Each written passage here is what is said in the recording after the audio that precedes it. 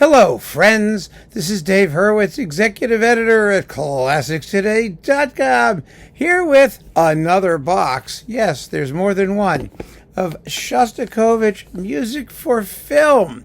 Now, Shostakovich's film music is pretty terrific, actually. It's written in his most populist socialist realist style, most of it, not all of it. As he got later, he got a little more interesting in that respect. But here's the point. He wrote tons of film music, really quite a bit, particularly when he was out of favor with the regime because he needed to make a living. And, I'm not saying that it's the most important stuff he wrote, but there is always a level of craftsmanship in great musicians, even when they're doing what they consider to be junk. Beethoven's said it best, when he talked about Wellington's victory, to the critic Rachlitz, who said it was garbage, and Beethoven basically said, "What I shit is better than your highest thoughts." And he had a point. He took great care over even the pot boilers, and so did Shostakovich. He really did. He wrote with great precision and finesse, always, no matter how noisy he was being. So the Shostakovich film music has been redeemed by the fact that it was subsequently arranged in various suites and for concert performance. But more than that, film music is now respectable. You see, when Shostakovich was writing his own film music, it was considered to be slumming. It wasn't serious music and whatnot. But we now know better. We know that film music contains some of the best music of the 20th century by some of the very greatest composers. And since Shostakovich was already considered one of the very greatest composers in other media, he was ripe for reevaluation as a composer of film music. And that has benefited him. So just a few weeks ago, it's in case you're watching this in the year 8715, that was in 2025.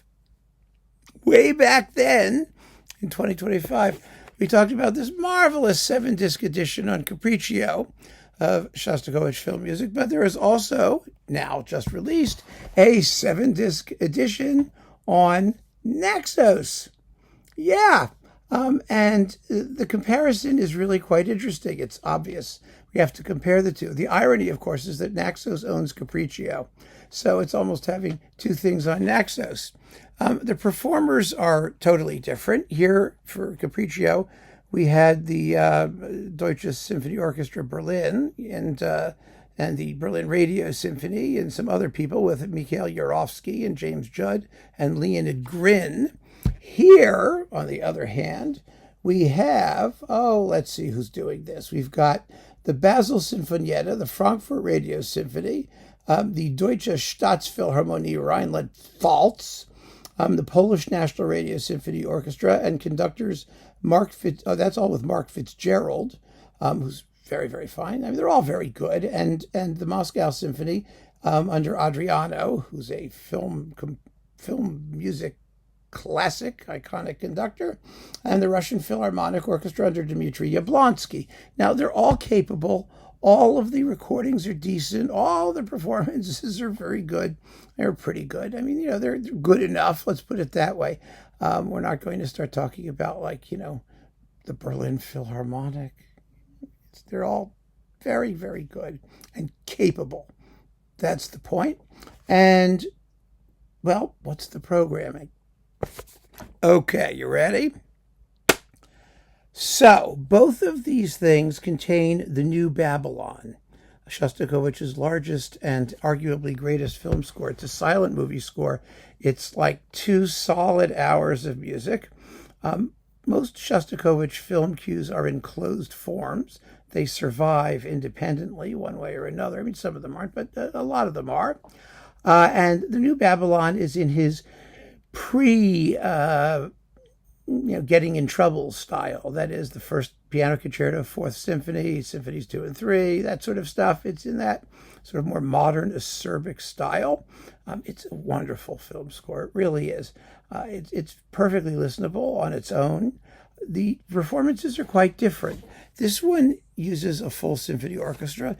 This one uses a more theater-sized ensemble with string quintet. It claims to be the first absolutely, totally uber complete recording of the score, although it's not much difference between them. So they're both here, but they're different and worth hearing for those differences.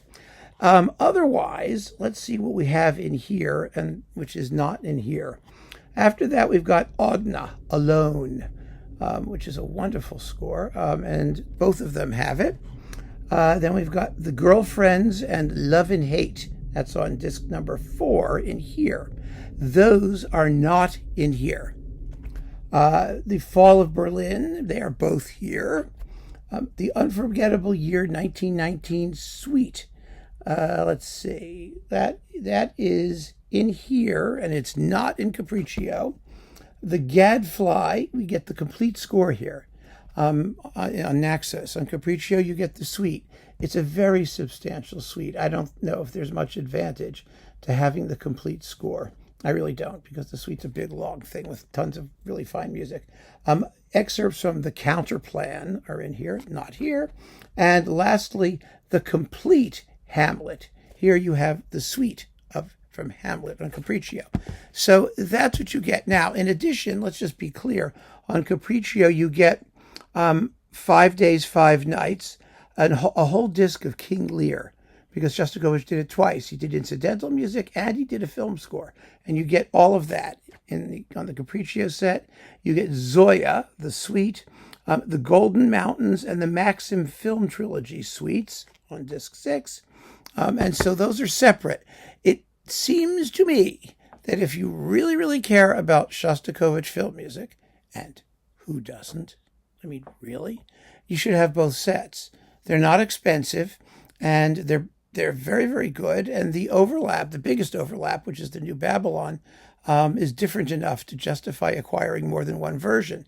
I will point out, however, that Naxos has a fantastic booklet with all of the original notes and sung texts and translations, which for me is always a big plus. I mean, because the documentation is important and really extensive in the Naxos edition.